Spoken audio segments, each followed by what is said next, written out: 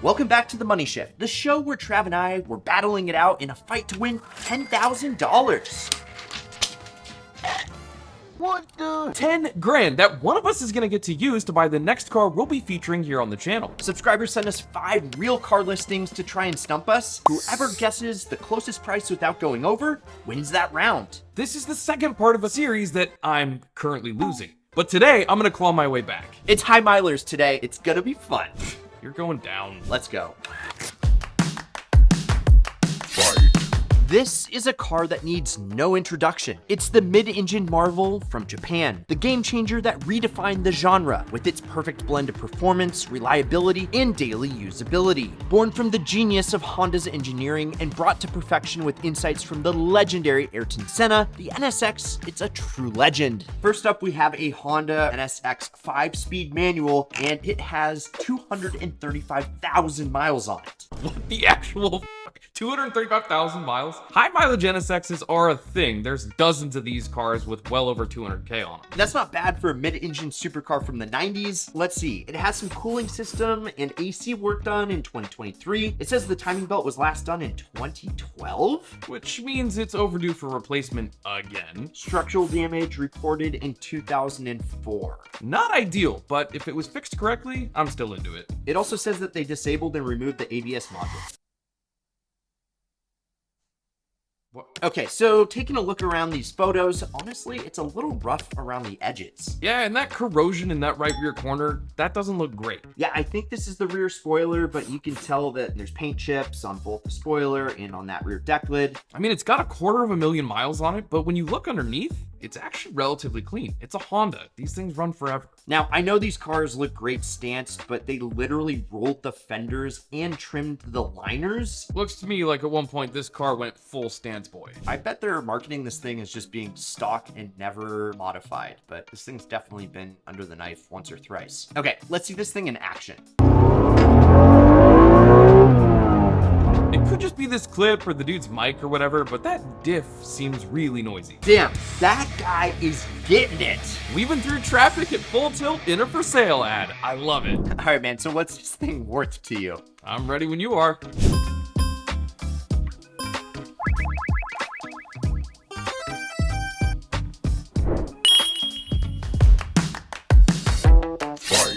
Shocker, right? A Lexus LS in a group of high mileage cars? While this car's older brother, the LS430, was the car that single-handedly transformed the Lexus badge into a household name, the LS430 took the Lexus legacy to new heights. Whisper quiet cabin, a ride smoother than a glass of scotch, and an engine that expertly balances power and refinement, all paired with superb reliability. Okay, 2001, LS430, parchment crystal over ivory, Parchment crystal? 628,000 miles. What? 628,000 miles? That's amazing.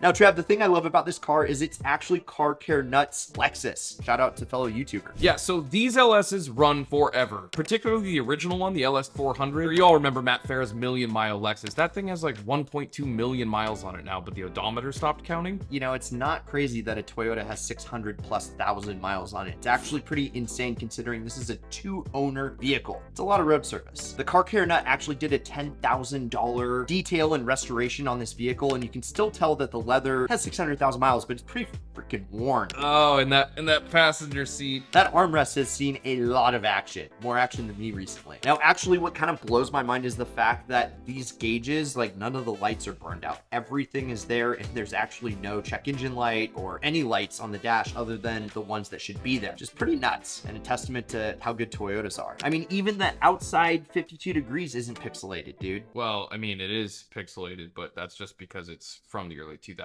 It's out of gas though, so you gotta knock a few bucks off there. That trunk is looking pretty gnarly. That might be, is that mold in the back? Or something decomposing in there, which you never knew what this thing might have moved. That's a pretty big trunk space. I bet it fits a few garbage bags. Headlights are pretty cloudy, but again, that's nothing a little toothpaste and a toothbrush can't fix. People don't use toothpaste to fix your headlights. You know, overall though, given the mileage, this thing actually looks pretty clean. Yeah, I would agree. It doesn't look like it has 1/10 of the mileage that it's stating it does. So what do you think it's worth, Travier? The $10,000 question, let's lock them in.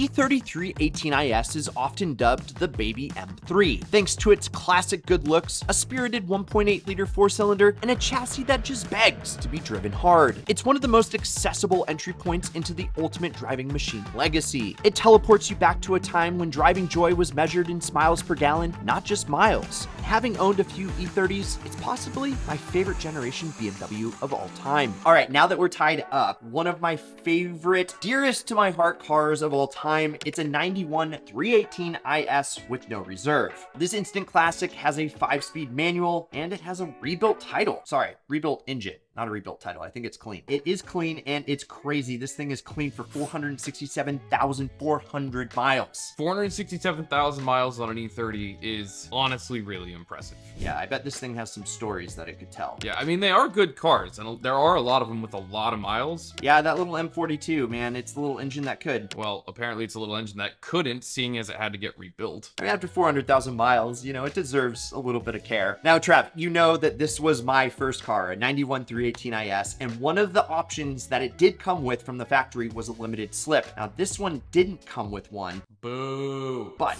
it was actually retrofitted after the fact. Now, mine came with 410 gears from the factory, which means this is a little bit longer. As far as like the modifications to this specific one, it's got everything from coilover, super sprint muffler, and like you said, the rebuilt motor that was only done about 20,000 miles before this thing went up for auction. So this thing's probably pretty well sorted, even though it has a shit ton of miles. You know, I know that these things all had a big issue with the dash cracking, which it cracked. Surprise, surprise. Do you think they're just showing the glove box open, or is that just the way it permanently is? Nothing a little screw or something couldn't fix. One thing that's interesting is that these seats are probably pleather. And so if you take a look at the bolster, you can see these things are worn, but I bet you they're original. I bet they actually have 460 something thousand miles on them and they look that good. If they were leather, they'd literally look like a Rottweiler got in there and ate them. Looks like they have a whole pile of receipts for this thing. I love to see it. I mean, given the amount of mileage, it should have a pile of receipts, right? All right, so what do you think, man? It's a high mileage 318IS. Looks like a relatively decent car. Rebuilt engine, some suspension mods, exhaust, sway bars, and it's got some goodies. What do you put this car at? Well, you know how much I like myself an E30, so a lot, just like the mileage. All right, let's lock them in.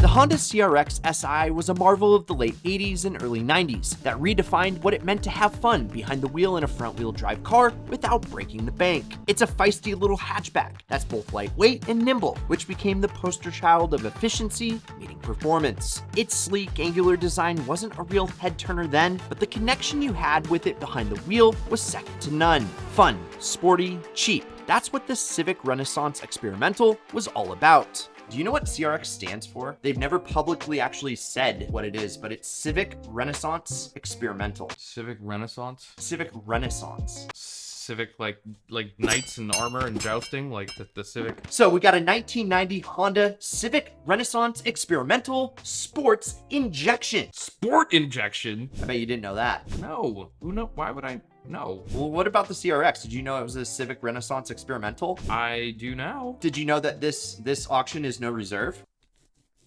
And it has a 5-speed manual, and it's largely unmodified, probably just like that NSX. It's probably got rolled fenders and cut liners and all that good stuff. Largely unmodified now. And it's done over 100,000 more miles than that NSX at 336,400. That's a lot of miles, guys. Even for these little Civics, which are super dependable little cars, 336,000 miles is... Now, just like the E30 we just looked at, this CRX was kind of a car that I cross-shopped for my first car. You gotta love it in white. It looks really good, even with how many miles are on it. Brad, you had weird taste if you were cross-shopping a CRX and an E30. Dude, my life would have been way different if my first JDM car I ever owned was not an FRS, you know? Now, I know we're looking at a 30-plus-year-old Honda, but that surface rust is a little sus. That right now is a sunroof, but it could quickly turn into pretty much a convertible where you just get free water inside your headline. Yeah, unfortunately, a lot of Japanese cars built this era were not exactly rust-proof, so something to look out for. Now, this is such a little darling. I mean, it just is a perfect cockpit for that inexperienced first-time driver driver that's looking for something a little bit sporty. I just love how all the gauges and everything are just very analog and just right in your face. The ergonomics of these cars is actually really, really good, and that shifter feel is next level. If you ever get the chance to drive one, take advantage. Speaking of ergonomics, Trav, this is a hot hatch, isn't it? Yeah, this would have been competing with like Golf GTI at the time. And with that, you kind of get the cargo space of a lot larger vehicle in this kind of subcompact category, which is pretty rad. Competing, it would have been winning. Easy there, bud. Those are fighting words. Well, if it wasn't winning, it would still be running at least. Okay, drive shaft looks a little bit greasy, but the nice thing is the catalytic converter hasn't been stolen yet. Yeah, I mean, you're right, except, you know, it's front wheel drive and there's no drive shaft in this photo. So why is it so greasy? That's the oil pan. So it still has oil. Well, that's good. So you're telling me it's still got oil? Oh shit. Dude, I think it broke the chair. Looking at the suspension, it's looking kind of crusty under there. So Brad, what are you thinking for the high mileage CRX SI? I'm thinking that this has a cult following and it's gonna get bid up pretty high.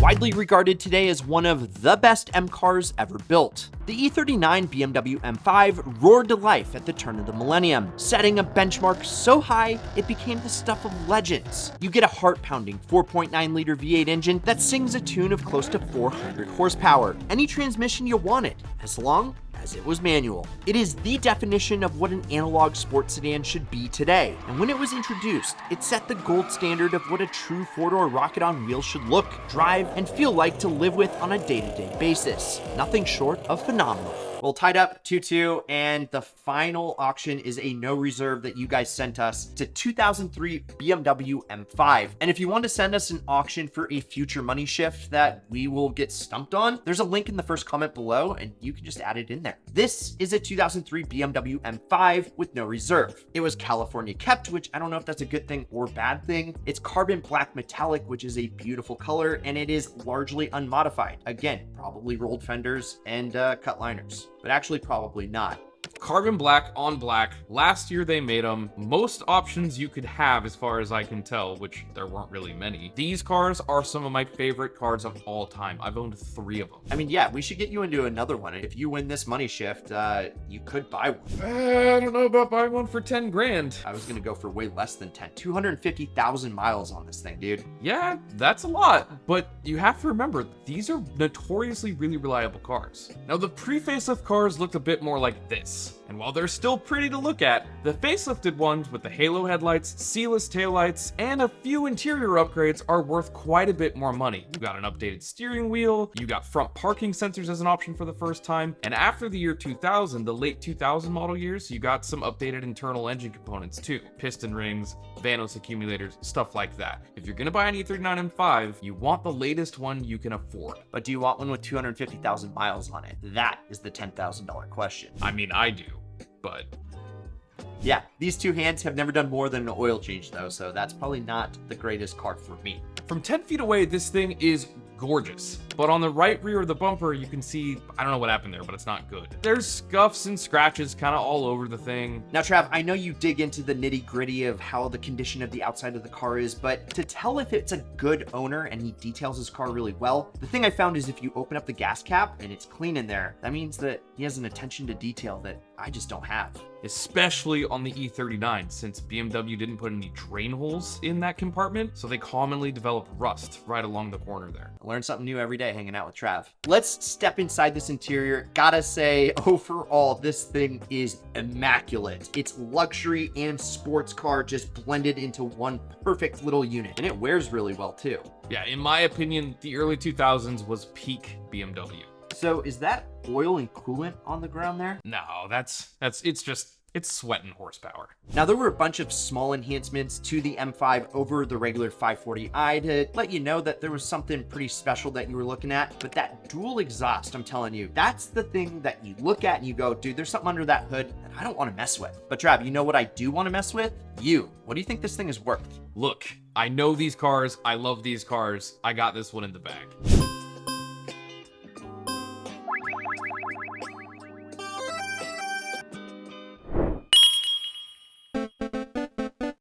And with that, I watched the 10 grand slip away and the MoneyShift competition was over. Brad's got the cash now. I can't wait to see what he actually brings back to the garage. Get subscribed and turn on that notification bell because in the next video, we'll break down which cars we've got our eyes on. And then it'll be time for Brad to finally bring something home. Thanks for watching.